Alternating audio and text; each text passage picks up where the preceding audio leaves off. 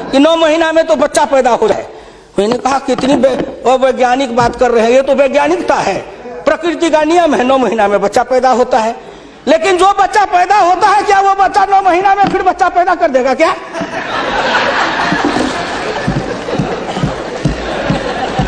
कितनी आप वैज्ञानिक बात बोल रहे हो। इस सरकार का 9 महीना हुआ, 10 महीना हुआ, सरकार पैदा हुई, अब क्या सोचते हो? आप क्या सोचते हो? ना कुछ मिले तो विरोधी में गए तो कुछ ना कुछ तो कहना है ना, नहीं तो दुनिया कैसे देखेगी कि विरोधी का काम कर रहे हैं। इसलिए आपसे मेरी विनम्र प्रार्थना है, अगर विरोधी का काम भी करना है तो आप अपने नेताओं को कहिए कि कुछ दिन हमारे पास आए, 6 महीना ट्रेनिंग दे देंगे कि हम विरोधी थे तो क्या करते थे। अरे नाटक भी करिए तो किसी डायरेक्टर से सीख तो लीजिए, जो गरीबी का डायरेक्टर है उससे सीखे नहीं, गरीबी का नाटक खेल रहे हैं। एक गांव में नाटक में हनुमान जी का पाठ करने वाला नहीं आया, उसने सोचा कि आज तो नाटक नहीं होगा। एक बहुत मोटा तगड़ा दुकानदार था, उनको पकड़ लाया, कहा तू नाटक कर, केवल खड़ा रहना। और जब वो खड़ा होकर पाठ करने लगा तो रावण ने डांट के कहा कि कहाँ गए, लाओ तेल घिलाओ, इसके पूंछ में आग लगाओ। उसको हुआ कि अब तो जल के मरेंगे। तो कहा हजूर हम तो हनुमान जी नहीं है, हम तो बनिया है, अपनी दुकान चला रहे थे। वैसे ही आप नाटक करिएगा। इसलिए आपसे मेरी विनम्र प्रार्थना है, आपसे मेरी विनम्र प्रार्थना है कि इसको देखिए। दृष्टि दिशा, जब तक आपके पास में दृष्टि नहीं बनेगी, आपकी दिशा नहीं ठीक थी, आपकी दृष्टि नहीं ठीक थी, तो आप संकल्प क्या कर रहे थे? चलता है सब, आप कहे कि हम भी चले, आपका बजट चला, आपकी अर्थनीति चली, आर्थिक विषमता, सामाजिक विषमता, राजनीतिक विषमता, प्रशासनिक विषमता। क्या मैं पूछता हूं कि आपके किसी बजट से इन विषमताओं को अंत करने के लिए कोई काम किया? नहीं किया। इसलिए हमारे गुरु डॉक्टर लोहिया कहते थे कि हिंदुस्तान में जब तक जाति प्रथा है और जब तक कि जाति प्रथा का रोग रहेगा तब तक हिंदुस्तान का कल्याण नहीं होगा। भ्रष्टाचार के पीछे भी जाति प्रथा है। कोई माननीय प्रधानमंत्री बैठे हैं हिंदुस्तान के अंदर, किसी को अगर चाहेंगे कुछ कर दे प्रधानमंत्री रहते हुए, क्या है जो कर देंगे? जिस जात का सरकारी नौकर होता है, मैं भी इतने दिन तक 54 वर्ष रह के देखा, मंत्री रह के देखा, जिस जात का सरकारी नौकर, उसके ऊपर कलम उठाइए तो उसके जात का न जाने कहां से कहां सभी जगह से लोग आ जाते हैं उसको बचाने के लिए। जात पर हमला, अगर किसी बेईमान पर हमला है तो जात पर हमला, किसी भ्रष्टाचारी पर हमला है तो माना जाता है जात पर हमला है। इस जात को तोड़ने के लिए सबसे बड़ा कदम उठाना पड़ेगा। मैं वित्त मंत्री जी को धन्यवाद देता हूं, प्रधानमंत्री जी को, कि कुछ योजनाएं ऐसी आई हैं, लेकिन मैं एक प्रार्थना करूंगा। हमको कहते हैं कि आरक्षण की बात मैं कहता हूं शुरू दिन से, सदन सहमत हो और आप भी सहमत हो तो प्रधानमंत्री जी से कहूं कि तुरंत लागू करिए। लेकिन इसमें सहमति का सवाल है, राष्ट्रीय सहमति, सदन की सहमति, आपकी सहमति। सब आरक्षण मेरा खत्म कर दीजिए, लेकिन एक कर दीजिए, सरकारी नौकरी और सरकारी सेवा, इन दोनों के लिए अंतर जातीय विवाह को अनिवार्य करिए। न रहेगी जाति, न रहेगा बांस, न बजेगी बांसुरी, जातियां टूटेगी। अंतर जातीयता के कारण हिंदुस्तान में एक जाति बनेगी, वह जाति बनेगी भारतीय, वह जाति बनेगी मानव जाति। इन जातियों के रेखा को तोड़िए। इसके लिए अगर कर सकते हैं तो आप सहमत है तो बोलिए। आप कहते हैं गरीब और अमीर मिटा देंगे, लेकिन न्यूनतम और अधिकतम की रेखा तय कर दे, यह सरकार करना चाहे, नरेंद्र मोदी जी चुटकी में कर देंगे, क्योंकि इनका क्या बिगड़ेगा? इनका कुछ नहीं बिगड़ेगा।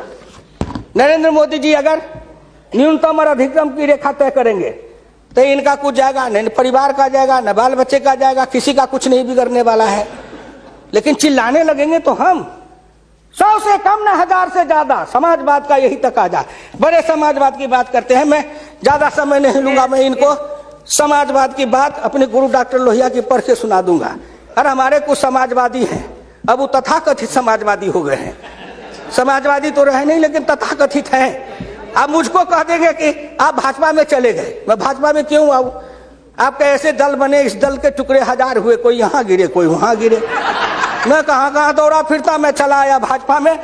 मैं भारतीय जनता पार्टी के नेताओं को धन्यवाद देना चाहता हूं कि हुकुमदेव नारायण 3 बरस से ज्यादा किसी पार्टी को दुरुस्त नहीं रहने देता था, आज 20 बरस से भारतीय जनता पार्टी में अटल अटल खड़ा हूं। इस पार्टी में जब तक कोई ताकत नहीं है, अडवाणी जी में, अटल जी में, नरेंद्र मोदी जी में, इन सब लोगों में जब कोई गुण नहीं है, तो मेरे जैसे उदंड आदमी को 20 वर्ष तक अपने पिंजरे में रख लिया है, कोई साधारण योग्यता है? इस बात को समझो। मैं आखिरी में कहूंगा अध्यक्ष महोदय, समाजवाद हर किसी से अन्य सिद्धांत की तरह एक होता है थोक, एक होता है फुटकर, एक होता है सगुन, एक होता है निर्गुण, एक होता है सिद्धांत, एक होता है कार्यक्रम। समाजवाद से एक सीढ़ी नीचे उतरो, उस सीढ़ी का नाम है बराबरी। उस बराबरी से एक सीढ़ी नीचे उतरो। गौर करिएगा कौन कौन बराबरी? आर्थिक बराबरी, सामाजिक बराबरी, राजकीय बराबरी, धार्मिक बराबरी। उससे एक सीढ़ी और नीचे उतरो, तब उसके बाद आएगी समता, संपूर्ण समता, संभव समता। तब एक सीढ़ी और नीचे उतरो, तब अधिकतम और न्यूनतम की सीमा लगाओ। ये धार्मिक बराबरी की भी बातें भी की गई है। अगर हम धार्मिक बराबरी पर जी समाप्त करेंगे, अगर धार्मिक बराबरी पर मुझे कहा जाए तो मैं कहने लगूं तो कितनी अपनी पीड़ा सुना दूंगा कि धार्मिक बराबरी इस देश में कैसी है। उसके संबंध में मैं ज्यादा समय नहीं लेकर के केवल आपके सामने मैं सुना देना चाहूंगा। समन्वय दो तरह का होता है, एक दास का समन्वय, एक स्वामी का समन्वय। मैं नहीं कहता, महान समाजवादी अर्थशास्त्री डॉक्टर लोहिया ने इसी सदन में 26 मार्च 66 को कहा था। गौर से शब्दों को सुनिए। समन्वय दो तरह का होता है, एक दास का समन्वय, एक स्वामी का समन्वय। पिछले 1000 बरस के इतिहास से हिंदुस्तान ने स्वामी का समन्वय नहीं सीखा, वह एक दास का समन्वय रहा है।